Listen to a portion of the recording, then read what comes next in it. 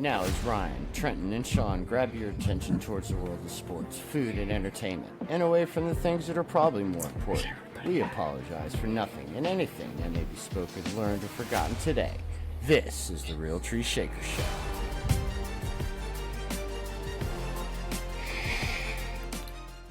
Hello and welcome to the Real Tree Shaker Show. I am Sean. Ryan and Trenton are out on their nature walks right now.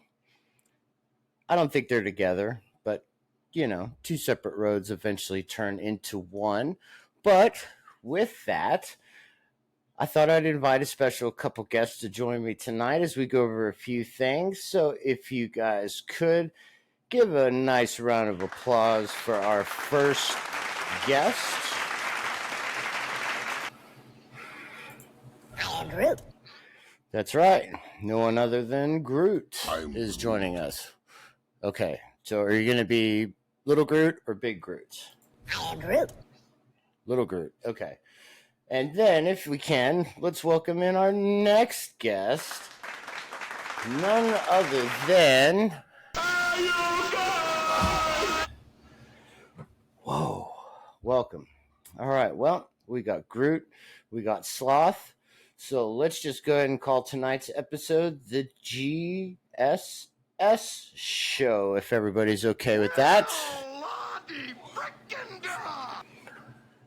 So not everyone approves. But anyways, let's get started as the NFL's scouting combine is about to start this week, which means all the drafty hopefuls are heading to the combine to show off their measurables, their skills, their agility, and try to improve their draft position, answer some, questions that might be lingering about some character issues, and just, a chance for these, teams to get in depth with these players as they're about to make a big decision on these guys, a big financial commitment. So people are starting to show up at the combine, but the first actual workouts, which is set to start on Thursday, it's the D linemen and the linebackers. And, at the combine, they run the 40-yard dash, they do broad jump, vertical jump, the 3-cone drill, just bench press, of course, which is always a real cool thing to see how much these guys can actually bench press on their own. It's ridiculous. So then Friday will be the DBs and tight ends working out. Same thing with the agility drills, but they'll also do some catching, some ball skills, moving around just to see how they, change of direction and test their ability to adapt and react. And, then Saturday, we got the QBs, the wide receivers, and the running backs. Probably the highlight of the combine. You get to see all the QBs throwing. Some will not be throwing as they're just going to wait for their pro days. But mainly you're going to see most of the second and third tier quarterbacks throwing at the combine. But the Heisman winner, Jaden Daniels, will be throwing. So that will more than probably help his draft position jump even more if it's not already slated at number 3. And then the wide receivers and running backs, we'll see who, or it could be a DB that breaks. Does anybody break the 40-yard dash record time? And Sunday, you got the big burleys in the middle, the offensive lineman workout. I think the scouting combine, I used to watch it all the time on TV, and then, after a while, it's just kind of repetitive. But it's a good way for teams to meet the players one-on-one. I don't know how these tests, these aptitude tests that they give the players, how much they really matter. But I think just meeting the players in person, getting to know them, putting them through, the whiteboard where they're up drawing plays or, explaining situations to coaches. I think it's really cool. But, with the combine, like I mentioned earlier, you have with the QBs, they're not going to throw until their pro day. You also have some wide receivers, running backs, other high slotted draft prospects, I guess, that are going in the mock drafts is, top 10, top 15 guaranteed, spots. So they're going to wait for their pro day. So the combine's mostly for the second tier guys, like I said, and it helps them improve their draft stock. Excuse me. That was a soda burp right there, but made me lose my train of thought. But I don't know if it's better for them to do it and do their pro day or just wait to do their pro day. Because if you have like a decent scouting combine, you could have a much better pro day. It's not, and then at the pro day, it's all scripted. So, of course, you should be doing better on your own if you've already got it written down in paper. I think if you know you're going to be a top 10, 12, 15 pick, just prepare. You never know what could happen. Which will then lead us up to NFL free agency. And the running back market is just not what it used to be. And if you look at it, back in the day, not even back in the day, a few years ago, these running backs would have been locked up long term. I think Ezekiel Elliott from the Cowboys got the last really big contract for running backs with guaranteed money. And you saw how his production's kind of tapered off. But on the free agent market, potentially could be Saquon Barkley, Josh Jacobs, Derrick Henry, Austin Eckler, Tony Pollard. I'm sure there's probably some other one, but that just is like, wow, teams that seem to, shuffle through running backs a la Baltimore. I think they're going to go heavy after Derrick Henry, Josh Jacobs, Saquon Barkley.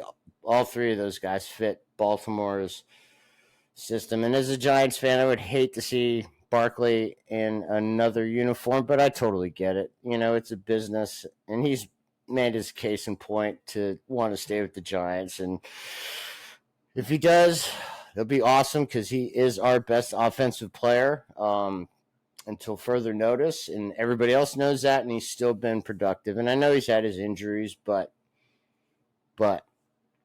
so is our starting quarterback. Josh Jacobs, I hate to say it, Cowboys would be a really good fit for him. Same thing with Derrick Henry. That just pains me to talk about it.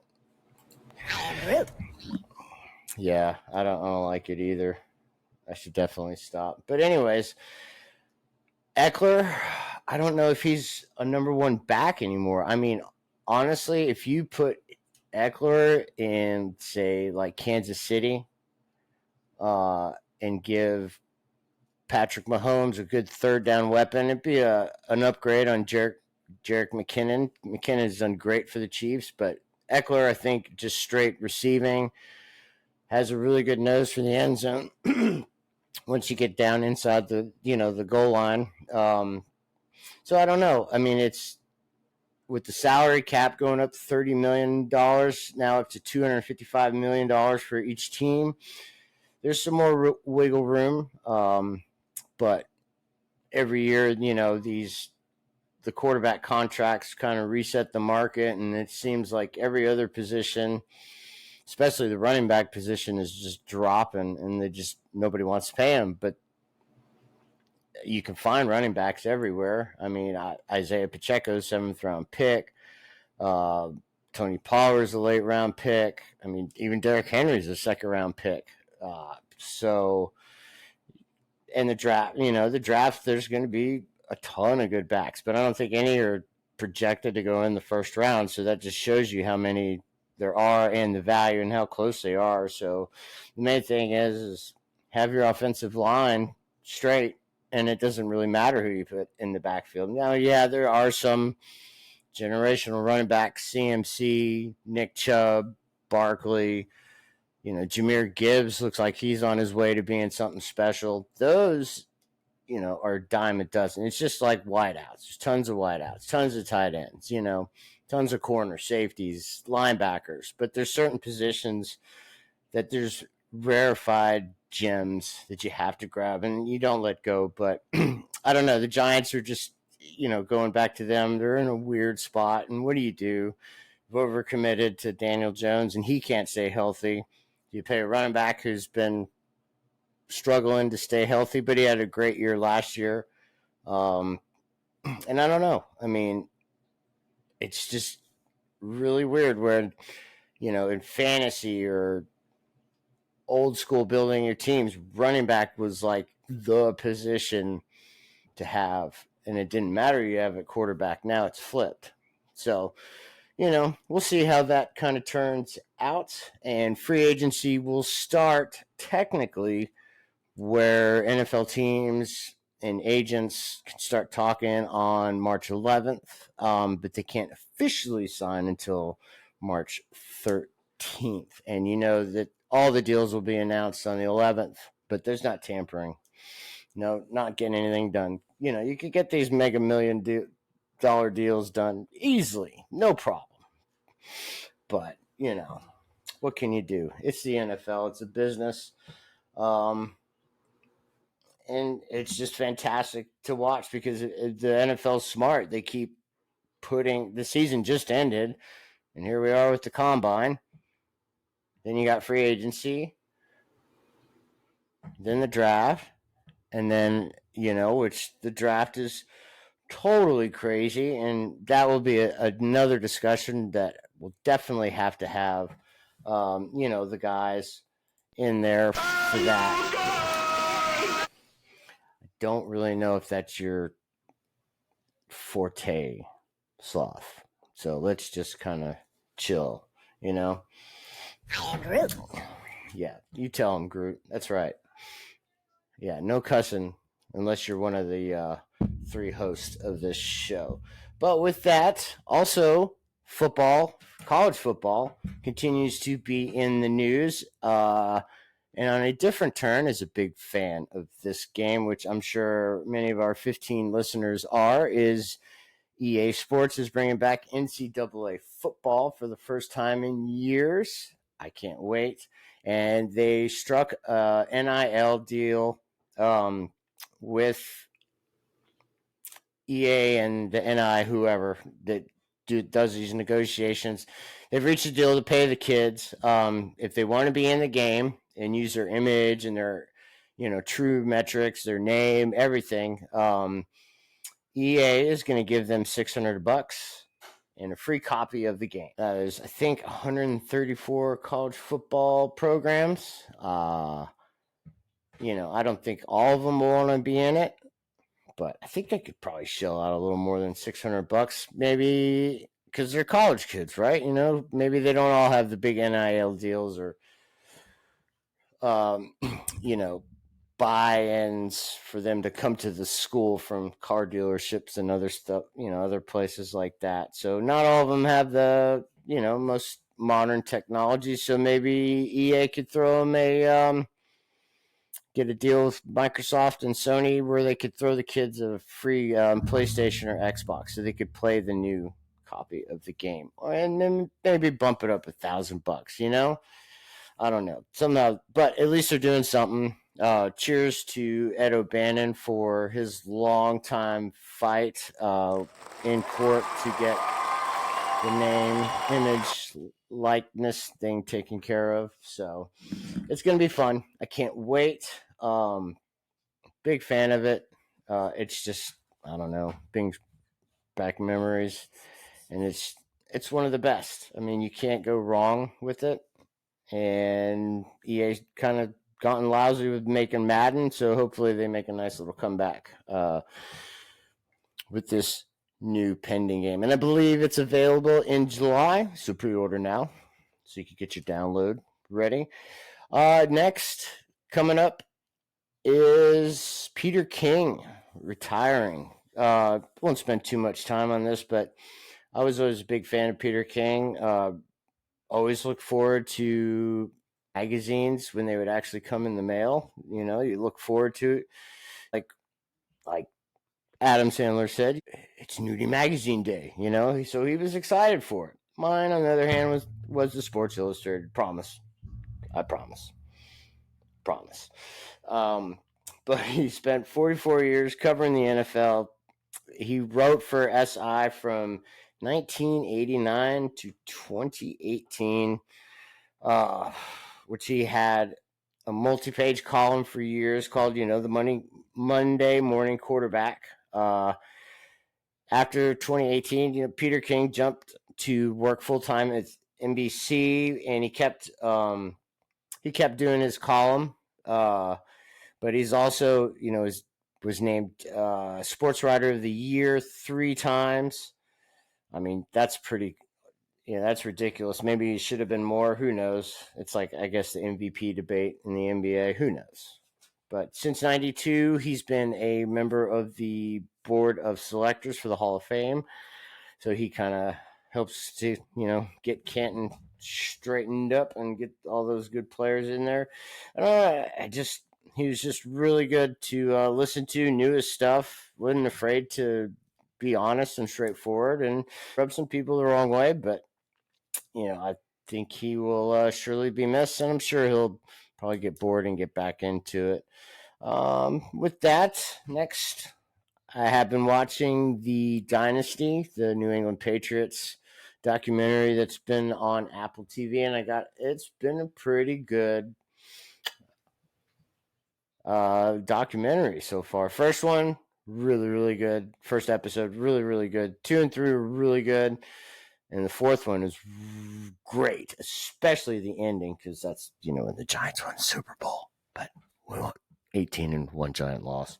But we'll go on to that. But it's really cool, seeing the players and the coaches that they have interviewed, from Brady to Belichick and Kraft and his son, Randy Moss, Brewski, Tyler, Lawyer Malloy, Bledsoe, and they're just all sitting there and they're just chilling and cussing up a storm. Brady dropping some F-bombs. You could still see the angst and pain inside of Bledsoe's eyes for not being able to, be the starter for the Super Bowl. But it's really cool. They break down the details of Spygate, and it's just nice to see them to where they're not in that typical saying the right thing, being, presidential and, taking one for the team. There's kind of some, finger pointing here and there. And you see Belichick and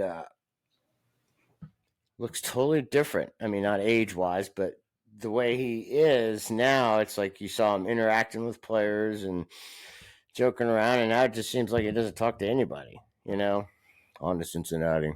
That's all you get out of him, and I guess that's maybe why he's not in the league, because nobody wants to deal with cranky pants anymore. But I don't know. I think it's time for Bill to run! Go! Get to the chopper! I'm sorry. I wish Ryan and Trent were here. This is weird. But hey, we're getting through this. So, I don't know how much this really dings Belichick's legacy. I mean, just look at it on paper, whether he's liked or not. Who knows? Who cares? He'll be in Canton in no time. Around the way, or has been going on for a few days. Now, it's baseball. Spring training is back. Can't wait. Shohei Ohtani has homered for the first time as a Dodger. It took till his third at bat, but, took one oppo, and, I mean, he's going to be dangerous, especially for that price tag. But opening day is coming on March 28th. Who's got the most pressure on him? It's got to be the Dodgers. This is something that I definitely got to have the guys in, but I thought I'd throw it out so you make sure you get all your spring training gear, start checking your lineups. You got to get ready for the fantasy baseball draft coming up. I don't know what else really to say here. I miss the guys. Groot and Sloth have just been kind of distant themselves. I don't know. Maybe they're out trying to find Ryan and Trenton. I don't know. It's really been fun. tonight, hanging with you guys, and I'm going to call it a quick early night because you know what? I can, because no one else is here. Thanks for listening. Thanks for hanging. This has been the Real Tree Shaker Show.